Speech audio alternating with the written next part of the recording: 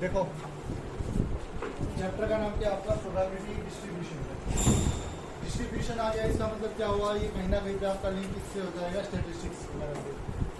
इसमें आपको कुछ सीरीज रखी है, स्टैटिस्टिक्स के अंदर मीन वगैरह निकालना हो तुम्हें तो क्या होता है ना, एक सीरीज होती है और कुछ फ्रिक्वेंसीज होती हैं। तो यहाँ पे भी क्या होगा, आपके पास सीरीज होगी और साथ में उसकी फ्रिक्वेंसी होगी। अब सीरीज क्या होगी, फ्रिक्वेंसीज क्या होगी, जो फ्रिक्वेंसी है वो आपकी प्रोबेबिलिटीज है, ठीक है। लेकिन किस चीज की प्रोबेबिलिटी, तो पहले वो समझो। यहाँ पे आपके पास एक टॉपिक आता है डिस्क्रीट रैंडम वेरिएबल। रैंडम का मतलब क्या हुआ, रैंडम का मतलब क्या समझते हो आप, यानी कि जो बिना किसी भेदभाव के, यानी कि अनबाइज्ड हो कोई चीज, ठीक है, कुछ भी आपने निकाल दिया। वेरिएबल का मतलब जो चेंज हो, जिसकी वैल्यू क्या हो, चेंज हो। तो रैंडम वेरिएबल होता क्या है, एग्जांपल देता हूँ मैं। मान लो जैसे आपने 3 पॉइंट टॉस किए, एक के बाद एक किया हो या साइमल्टेनियस किया हो। साइमल्टेनियस का मतलब क्या, एक साथ करना टॉस, ठीक है। तो आपने अगर 3 पॉइंट टॉस किए और इवेंट मैंने क्या ले लिया कि हेड आएगा, कितने हेड आएंगे वो मैटर नहीं कर रहा अभी। इवेंट क्या लिया कि नंबर ऑफ हेड, ये मुझे काउंट करने हैं इसमें।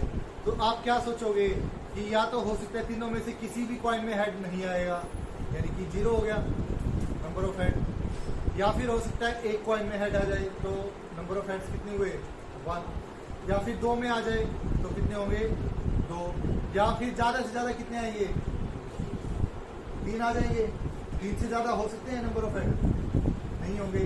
तो यहाँ पे जो नंबर रैंडम वेरिएबल होगा, एक्स मान लेंगे इसको, कितना आएगा, 0, 1, 2, 3। यानी कि रैंडम जो वेरिएबल है वो एसोसिएट किससे मिलेगा आपको, जो आपका इवेंट है। अब कहोगे ये इवेंट और एक्सपेरिमेंट में क्या डिफरेंस है, लास्ट ईयर हमने पढ़ा भी था 11th क्लास में, याद है किसी को कि what is the difference between the event and experiment.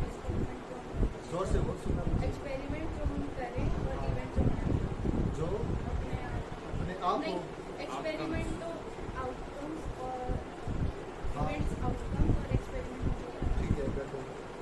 Experiment का मतलब तो क्या होता है कि जो हम कोई भी काम करते हैं और जो उसके आउटकम्स होंगे वो क्या है, आपके इवेंट्स। तो यहाँ पे एक्सपेरिमेंट क्या हुआ कि आपने 3 पॉइंट्स को टॉस कर दिया, दैट इज एन एक्सपेरिमेंट।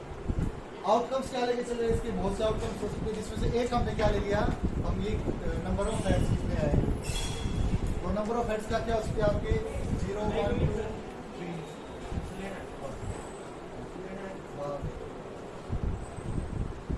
ठीक है, ये क्या है, ये आपके रैंडम वेरिएबल, यानी 0, 1, 2 एंड 3 आएगा समझ में। अब प्रोबेबिलिटी, फ्रिक्वेंसी से चाहिए ना आपको, डिस्ट्रीब्यूशन है तो ऑब्वियसली फ्रिक्वेंसी आपको चाहिए। फ्रिक्वेंसी यहाँ पे क्या होगी कि इसके वेरिएबल के साथ जो प्रोबेबिलिटी एसोसिएट होगी, इनको आप स्मॉल ऐसे डिनोट कर देंगे इंडिविजुअल को। तो अब P0 निकालनी है आपको। P0 का मतलब क्या कि 3 कॉइन में से एक भी कॉइन में क्या है, हेड नहीं है। अगर एक भी कॉइन में हेड नहीं है, इसका मतलब तीनों कॉइन में क्या है, टेल है। तो टेल आने की प्रोबेबिलिटी, अगर आप एक कॉइन को एक बार टॉस करते हो तो टेल आने की प्रोबेबिलिटी बताओ मुझे। 1/2। पहले कॉइन में टेल आने की प्रोबेबिलिटी 1/2, दूसरे में 1/2, तीसरे में भी 1/2। तो मल्टीप्लाई करोगे कितना आएगा, यहाँ पे प्रोबेबिलिटी 1/8। एक बार हेड आए, इसका मतलब क्या हुआ, हेड टेल टेल, ये केस बनेगा, क्या सिर्फ एक यही केस बनेगा, टोटल कितने केस बनेंगे, कैसे पता, काउंट करके देखा कि डायरेक्ट बता दिया, माइंड में आपने केसेस बनाए ना, है ना। अगर आपसे मैं ये पूछ लूँ 8 पॉइंट टॉस कर दिए बैठेगा, ठीक है, और 8 में से 2 में आपके हेड आना चाहिए, तो बताओ टोटल नंबर ऑफ केसेस कितने बनेंगे। अब गिनते रहो, केसेस बनाओ।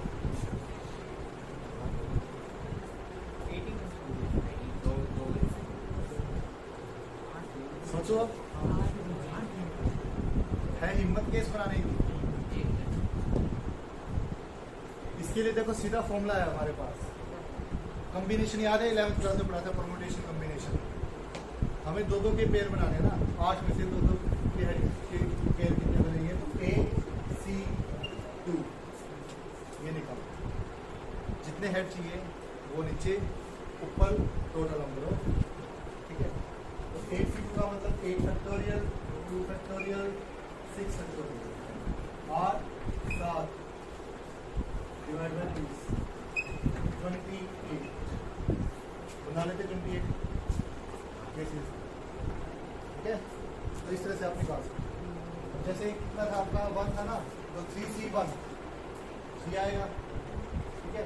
तो हम इसके लिए क्या करें, एक की प्रोबेबिलिटी निकालेंगे। देखो 1/2 इंटू 1/2 इंटू 1/2 1/8। अब जब दूसरा केस निकालोगे प्रोबेबिलिटी सेम ही रहनी है आपकी, 1/8 ही रहनी है, तीसरे की भी 1/8 रहनी है। तो क्या करते हैं हम इसको डायरेक्ट 3 से मल्टीप्लाई करके लिख देंगे, नहीं लिखते, 3 केस बनने हैं। अब कहोगे 3 से मल्टीप्लाई करने का मतलब क्या, 1/8 प्लस 1/8 प्लस 1/8 ऐड क्यों किया, मल्टीप्लाई क्यों नहीं किया, केसेस की बात होगी ना। देखो 2-3 चीज़ें, ऐसी बात नहीं है 11th की प्रोबेबिलिटी से बिल्कुल ही हमारा लिंक खत्म हो जाएगा। कुछ चीज़ें हैं जो मेन है, बेसिक है, क्या मल्टीप्लिकेशन और ऐड कब करते हैं। मल्टीप्लाई हमने यहाँ पे तो मल्टीप्लाई किया, क्यों किया, कि जब तक ये तीनों कंप्लीट नहीं होते आपके तीनों पॉइंट की प्रोबेबिलिटी नहीं हो जाती, केस कंप्लीट नहीं हो रहा आपका, मल्टीप्लाई कर दिया।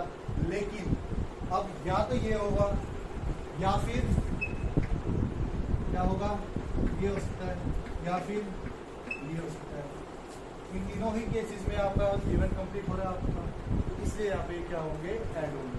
और ऐड करें इससे बेटर मैंने क्या किया, इससे मल्टीप्लाई करते हैं, क्योंकि यहाँ से सेम आना था आपका, 3/8। अब 2 का मतलब 2 हेड हो 1 टेल हो, डबल HT HTH और PHH, सबकी 1/8 रहनी है। कितने केसेस हैं, 3 है। ये भी कितना आ गया, 3/8। तीनों की तीनों टेल हो जाए, सॉरी हेड हो जाए तो 1/8 आ जाएगा आंसर। एक ही केस बनाना है ऐसा। तो ये आपका क्या बन गया, इसका प्रोबेबिलिटी डिस्ट्रीब्यूशन आया समझ में। ठीक है कि गलत है, इनको ऐड करके देख लो। अगर 1 आता है तो आपका आंसर ठीक है, नहीं तो ये गलत है। 1 क्यों, क्योंकि टोटल प्रोबेबिलिटी कितनी होती है, ठीक है, बोलो समझ में आएगी यार। तो ये बेसिक है आपका फर्स्ट एक्सरसाइज का। टॉपिक है,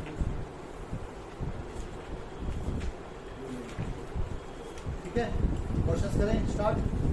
पहली फर्स्ट एक्सरसाइज निकालो 12.1।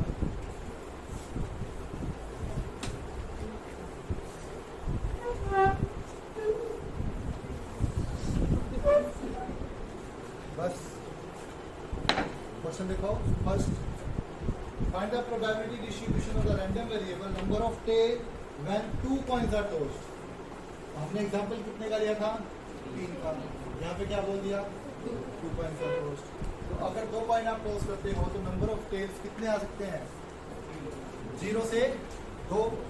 तो यहाँ पे रैंडम वेरिएबल कितना आ जाएगा आपका, 0, 1 एंड 2, ठीक है। x इज इक्वल टू 0, 1, 2, ठीक है।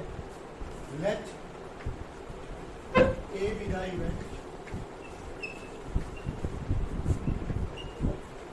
that a single point toss, ठीक है। एक पॉइंट को एक बार टॉस किया तो उसकी अब पी ए बताओ कितना आया, टेल आने की, एंड टेल अकर, ठीक है। तो पी ए बताओ कितना आया, 1/2 आया कि नहीं आया। यहाँ पे पता है क्वेश्चंस में आप जो स्टार्टिंग में इवेंट लेके चलो ना, वो एक के लिए लेके चलना। मान लो जैसे 3 डाइस थ्रो कर दिए, और तो आप ये लेके चलना कि 1 डाइस थ्रो किया तो ये आने की प्रोबेबिलिटी होगी, ठीक है। फिर उसको हम क्या करते हैं, लास्ट में मल्टीप्लाई करते हैं, ठीक है ना, एक के लिए लेके चलना। तो अब यहाँ पे देखो PX, 0 का मतलब एक भी टेल नहीं है, यानी दोनों क्या है, हेड है। तो यानी कि 1/2 इंटू 1/2 यानी कि 1/4, एक टेल आ जाए। एक टेल तो एक हेड आएगा, या दूसरा एच टी या फिर टी एच, दोनों की प्रोबेबिलिटीज कितनी 1/4 प्लस 1/4 तो 2/4 हो गया, 1/2 का मतलब दोनों ही टेल हो जाए तो 1/2 इंटू 1/2, एक ही केस हुआ ना, दूसरा केस तो राइज ही नहीं होगा आपका, तो 1/4 बस याद करो। आया समझ में? बोलो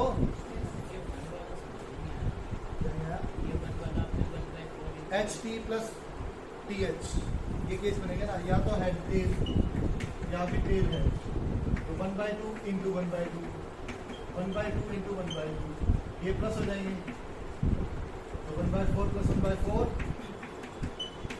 2/4, ठीक है। नेक्स्ट,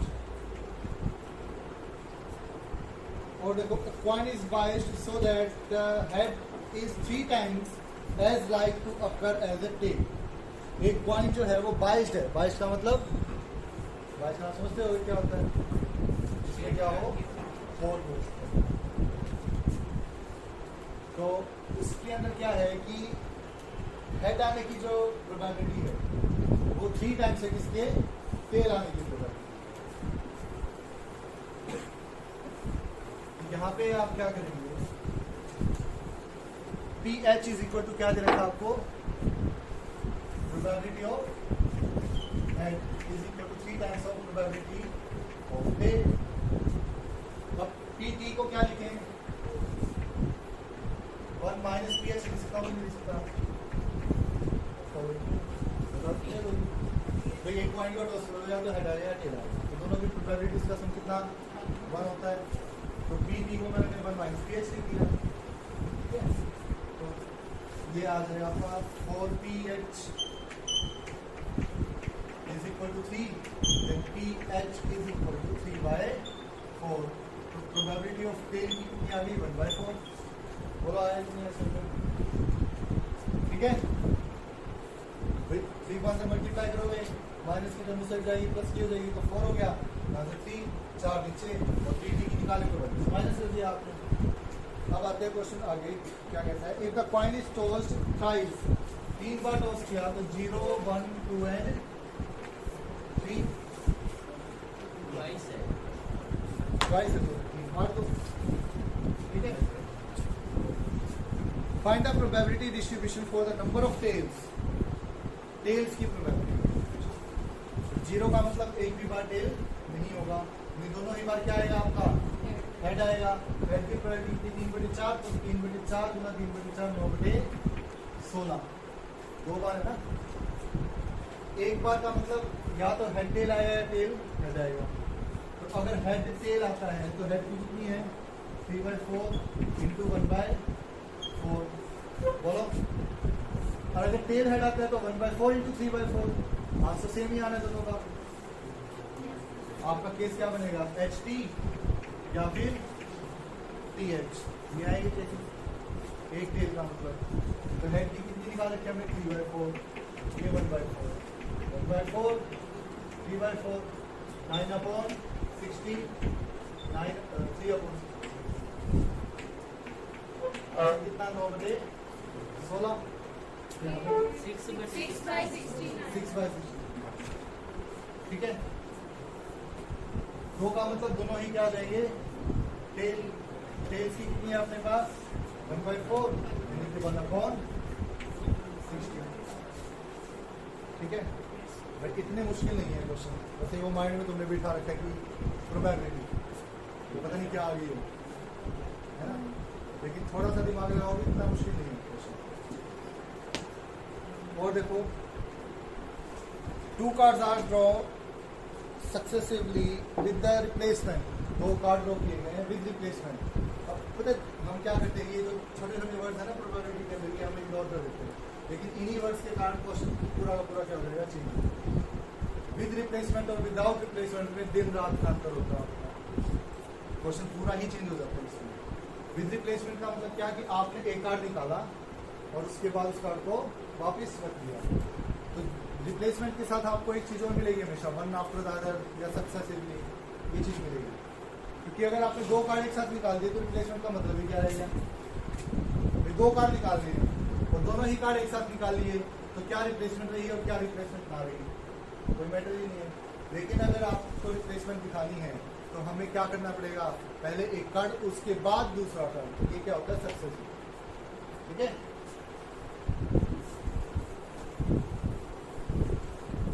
तो देखो दो कार्ड्स हमने ड्रॉ किए with replacement from a well shuffle pack of 52 cards, find the probability distribution the number of queens. तो अगर आप कार्ड में से एक क्वीन निकालते हो तो उसकी प्रोबेबिलिटी कितनी, 1/30 या 4/52, बोलो टोटल क्वीन कितनी होती है 4, पत्ते कितने 52, तो 4/52 इसको काटना मतलब ये एवरीथिंग कर सकते हैं। तो x इज इक्वल टू 0 1 यही बनेगा। दो क्यों लिए, क्योंकि दो कार्ड है तो दो से ज्यादा क्वीन हो सकती है जो हमने ड्रॉ की है, तो दो से ज्यादा क्वीन आप ड्रॉ कर सकते हो क्या, टोटल पत्ते आपने दो ड्रॉ किए हैं, या तो एक भी क्वीन नहीं आएगी उन दोनों में से, एक आ जाएगी या फिर दो क्वीन आ जाएंगी, और कोई क्वीन तो टोटल 4 होती है, 4 पत्ते तो ड्रॉ नहीं किए, ठीक है। तो अब एक भी क्वीन ना हो, ये निकालो, चलो 1/30, ये तो क्वीन आने की प्रोबेबिलिटी, तो नहीं आने की कितनी 12/30, ठीक है। अगर एक भी क्वीन नहीं है इसका मतलब 12/13 और 12/13, दोनों बार क्वींस नहीं है। एक बार आ गई तो मान लो पहले कार्ड में क्वीन है तो 1/30 तो दूसरे में नहीं है। इट मे बी पॉसिबल कि पहले में ना हो दूसरे में आ जाए, ऐसा भी तो हो सकता है। इसका मतलब ये दोनों क्या हो जाएंगे, ऐड हो जाएंगे, दोनों ही क्वीन आ जाए तो 1/30 इंटू 1/30 1/60, सॉल्व कर लोगे इसको, बोलो समझ में आया। कर दो रब।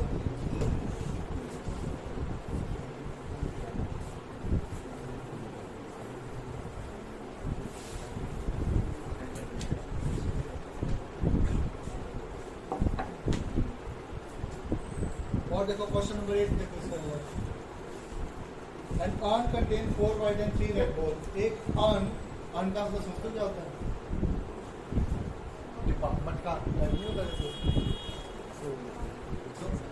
An urn contains 4 white and 3 red balls.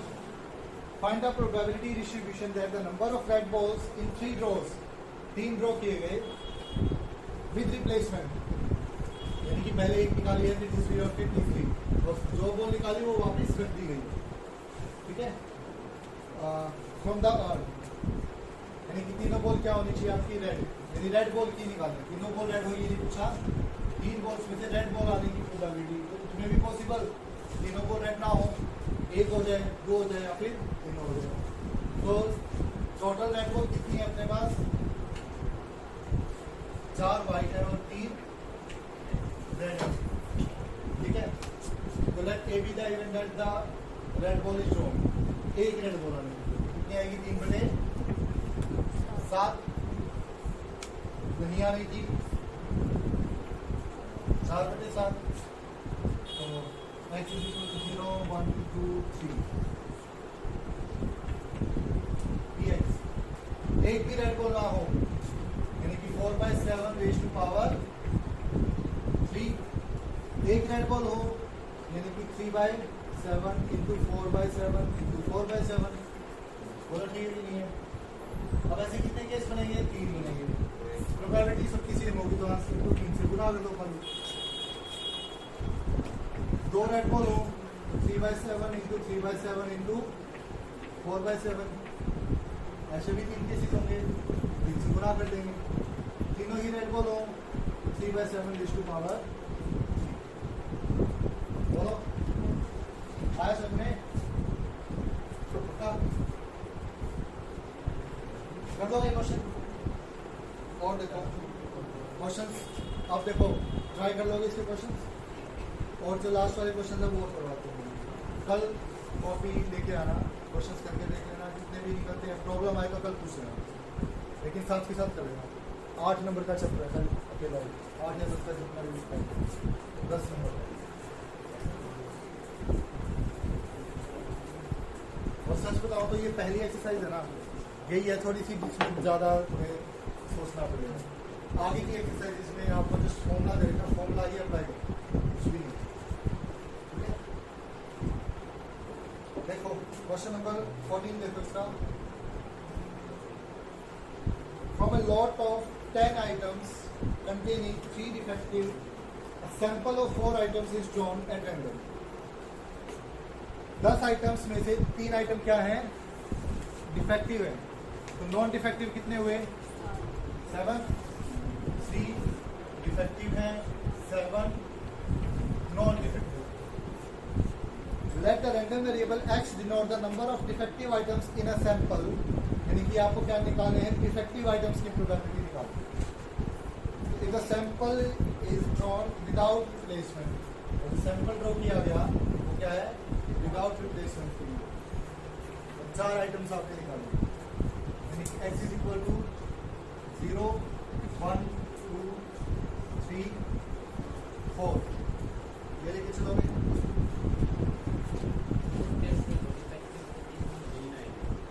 कोई बात नहीं, 0 हो जाएगा, ठीक है।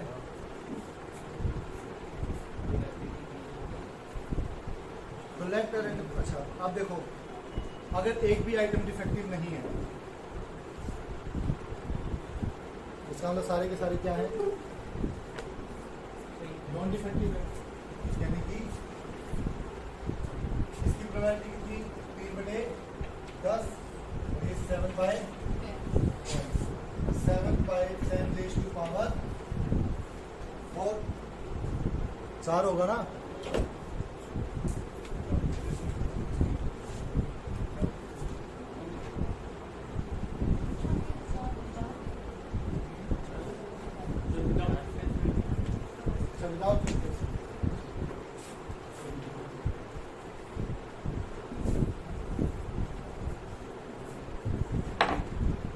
मतलब क्या है, 7/10, 6/9, 8/7, 8/8 और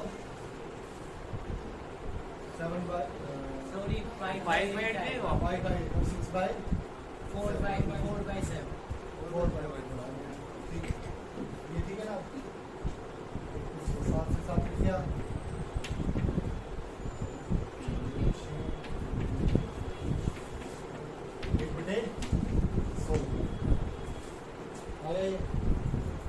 एक आइटम क्या हो, डिफेक्टिव, पहला आइटम डिफेक्टिव ले लेते हैं, 6 नहीं है, ठीक है ना। अब एक आइटम क्या ले लिया हमने, डिफेक्टिव ले लिया, दूसरा क्या ले लेंगे, नॉन डिफेक्टिव। नॉन डिफेक्टिव अभी तो 7 ही है, लेकिन टोटल में कितने रहे, 9। उसके बाद 6/, और फिर इंटू में कितना कर दोगे, मल्टीप्लाई बाय 4, 4C1, ऐसे केसेस भी तो बनेंगे ना आपके, ये हो सकता है ये इधर आ जाए, ये इधर आ जाए, लेकिन आप कैलकुलेट करोगे तो आंसर हमेशा सेम ही आएगा, ठीक है ना। जैसे आप अगर इसका दूसरा केस बना के दिखाओगे तो 7/10, 3/9, 6/8, 5/7। देखो नीचे देखो 10, 9, 8, 7 है, ऊपर देखो 7, 3, 6, 5, तो फिर कैंसिल हो गया ना हमेशा, सीधा हमने क्या कर दिया, 4 से मल्टीप्लाई। 3 के लिए, 2 के लिए चलेगा ना इधर, 3/10, 2/9, फिर 7/8, 6/7, इंटू में ये कितने हैं, 4 है, ये कितने हैं, 4C2, 4 फैक्टोरियल, 2 फैक्टोरियल, 2 फैक्टोरियल, 24/4, 6 आएंगे, 6 कैसे बनेगा, सर 12.4 नहीं आएगा 4 फैक्टोरियल होते हैं 24। नीचे 2 फैक्टोरियल 2 बार हाँ, 2 बार लिखा है, 2 बार इसलिए है। n factorial divide by r factorial into n minus r factorial का फॉर्मूला इसका NCR। ठीक है, चारों के चारों क्या हों, सॉरी अब 3 के लिए 3/10, 2/9 और 1/8, 7/7। बोलो ठीक है, कर लो सॉल्व। अब 4 वाला होगा ही एक्चुअली, 4 अपने पास डिफेक्टिव आइटम ही नहीं है तो निकालो बात, 0 जाएगी ऊपर, तो वो आपका केस एलिमिनेट है।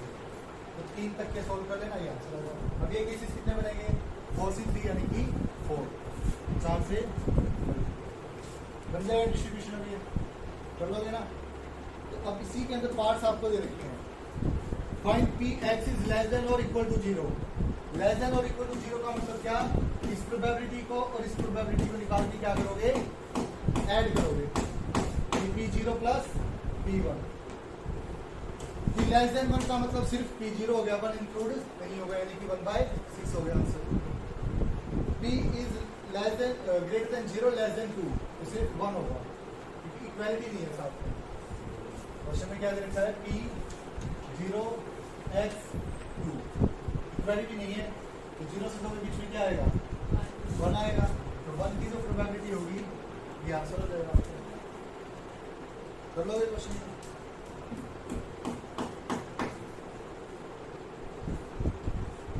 ठीक है।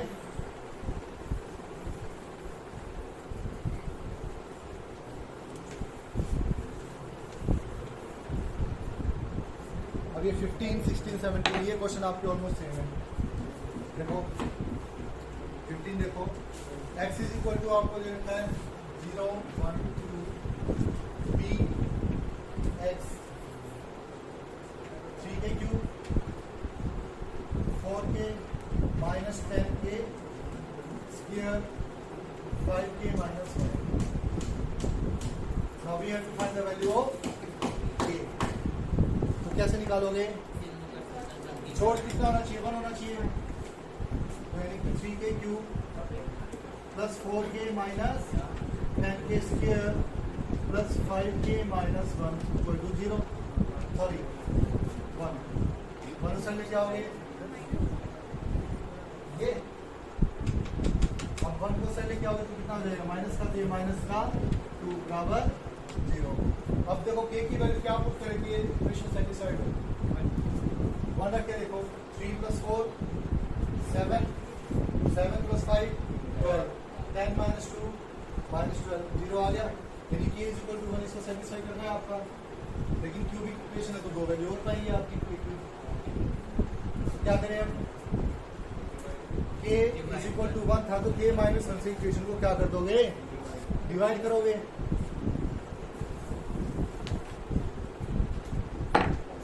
तो क्या डिवाइड करना आता ही होगा, क्या भूल गए, 9 के ले लो सर इसे, अच्छा ठीक है, ठीक है ना, k माइनस 3k स्क्वायर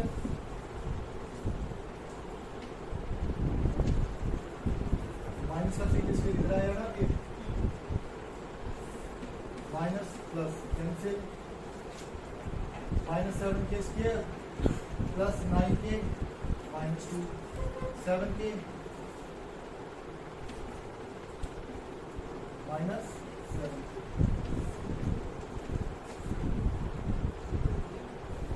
आया तो गड़बड़, प्लस का 7 किया है, minus minus plus minus 2k minus 2 plus 2 कर जाएगा ये 3k square minus 7k plus 2 equal to 0। Factor बताओ इसको क्या बनेगा, -6 3k square minus 6k minus k plus 2 equal to 0। 3k minus 1 और k minus 2, k is equal to 1/3, k की value 2, 3 value आ गई k की, एक तो कितनी 1, 1 2 और एक 1/3। अब कौन सी वैल्यू लें? अगर आप 1 यहाँ पे रखते हो तो प्रोबेबिलिटी कितनी आएगी? 3 आएगी। क्या 3 प्रोबेबिलिटी हो चुकी किसी चीज की? 1 से बड़े तो हो ही नहीं सकती। तो k की वैल्यू 1 तो क्या हो गई? 2 रखोगे वो भी रिजेक्ट हो जाएगी, क्योंकि वो और भी बड़ी आ गई। तो क्या बचा? 1/3। तो k की वैल्यू क्या आ गई आपकी? 1/3। तो k की वैल्यू 1/3 रखोगे तो सारी वैल्यूज आ जाएंगी तुम्हारी। इसके बाद क्या पूछा है इसमें? कि px is less than 2। Less than 2 का मतलब क्या? 0 एंड 1। तो 0 और 1 की प्रोबेबिलिटी को निकालें तो आप को क्या कर दोगे? ऐड करोगे। और साथ में 1 से 2 के बीच में, लेकिन 2 इंक्लूड है, 1 इज इस तरह से। तो वैसे देखा जाए तो 1 और 2 के बीच में तो कुछ भी नहीं है आपका नेचुरल नंबर, लेकिन 2 इंक्लूड किया हुआ है, तो यानी कि P2 का जो होगा वही आपका क्या आएगा? आंसर आएगा, 2/3 हो जाएगा वो। ठीक है, तो कर लोगे? समझ में आई एक्सरसाइज? ठीक है, ये कंप्लीट कर लेते हैं।